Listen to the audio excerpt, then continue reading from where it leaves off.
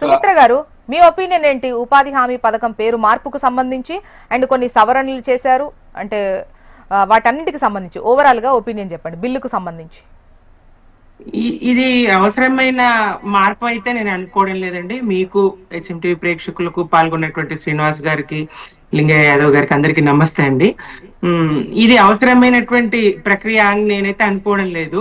నెత్తురు చుక్క నేల రాలకుండా దేశానికి స్వతంత్రం తీసుకురావాలనేటువంటి తపనతో అనేక సంవత్సరాలు జైలు జీవితం గడిపి ఒక నియమితమైనటువంటి సాధు జీవితం గడిపినటువంటి మహాత్మా గాంధీని పొట్టన పెట్టుకున్నటువంటి హంతకుడు గాడ్సేను పూజించే పరిస్థితికి వాళ్ళ దేశం బీజేపీ పాలనలో వచ్చిందండి. గాడ్సేను దేశభక్తుడు అనే స్థాయికి, గాడ్సేను దేవుడు అనే స్థాయికి వీళ్ళు తీసుకెళ్తా ఉన్నారు.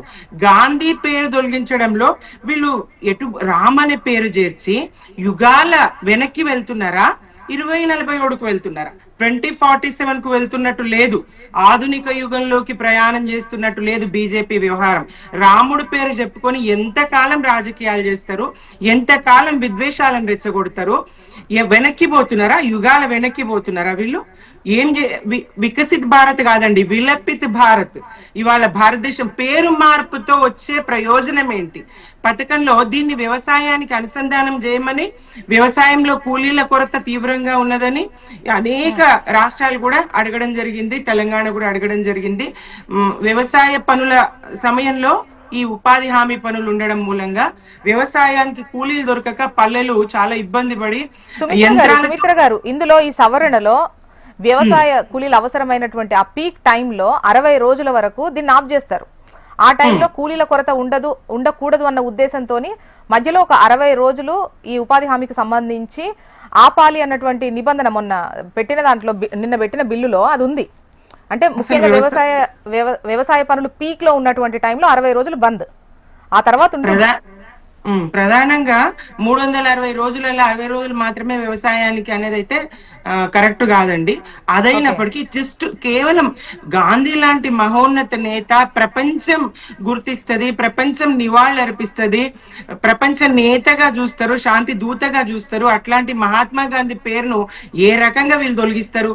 దేశానికి, ప్రపంచానికి సంబంధించిన వ్యక్తిగా ప్రపంచం కీర్తిస్తున్న వేళ దేశానికే సంబంధం లేని వ్యక్తిగా, ఒక దేశ చెప్పడానికి వీలైన స్థాయిలో గాంధీ హంతకుని కీర్తిస్తూ మరి వాళ్ళ అందులో చేర్చారు, గాడ్సే రామ్ గా చేర్చారని చెప్తా ఉన్నారు.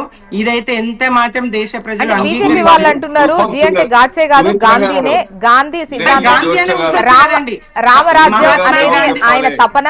సో హే రామ, మరి మేమే చెప్పండి.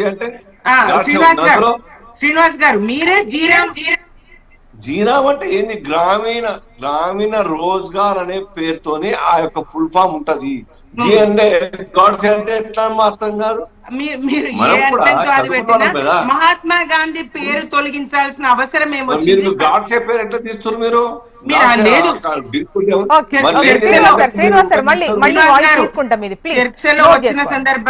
చర్చలో వచ్చిన సందర్భంగానే నేను మాట్లాడడం జరిగిందండి. నేను మొదటగా తీసుకోవడం కాదు, చర్చలో ప్రజలు అనుకుంటున్నారని చర్చలో వచ్చిన సందర్భంగానే నేను చెప్పడం జరిగింది. ఎస్, జరగట్లేదా? గాడ్సేని పూజించే వాళ్ళను బీజేపీలో లేరా? ఇప్పుడు వాళ్ళని పక్కన పెట్టినరా? ఎమ్మెల్యేలు, ఎంపీలు, ప్రతినిధులు గాడ్సే భక్తులుగా వాళ్ళు ఊరేగుతా ఉంటే మీరు వాళ్ళని ఎట్లా పక్కన పెట్టారు? జాతిపిత హంతకులను మీరు ఎట్లా కొనసాగిస్తారు? పార్టీలో పేరు ఎట్లా కొనసాగిస్తారు? ప్రత్యక్షంగా పరోక్షంగా కాదండి. ఇప్పుడు సుమిత్ర గారు పేరు ప్రస్తావన పక్కన పెడితే బిల్లు సవరించినటువంటి ఈ బిల్లుకు సంబంధించి, అంటే ఉపాధి హామీకి సంబంధించి 100 రోజుల నుంచి 125 రోజులకు పెంపు, అదేవిధంగా అదనంగా ఏమైనా ఖర్చులు కనుక ఉంటే రాష్ట్రం భరించాల్సినటువంటి అవసరం ఉంటుంది.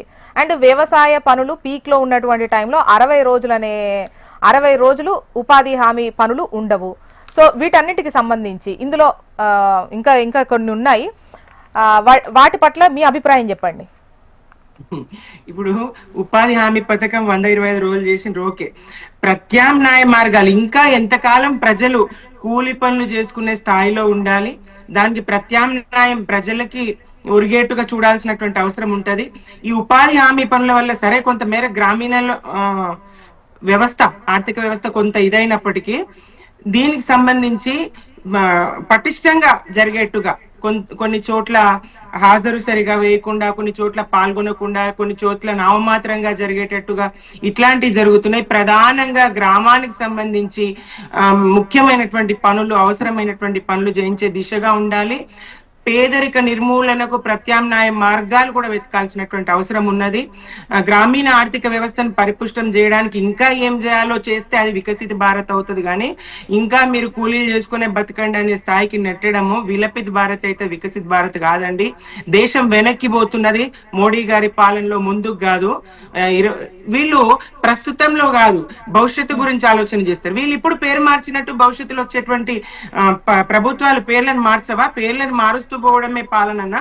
పేర్లు కొనసాగిస్తూ మహాత్మా గాంధీ లాంటి మహోన్నత నేత పేరును తొలగించడం అయితే సమంజసం కాదు. కొనసాగిస్తూ పటిష్టమైనటువంటి గ్రామీణ మళ్ళీ వాయిస్ తీసుకు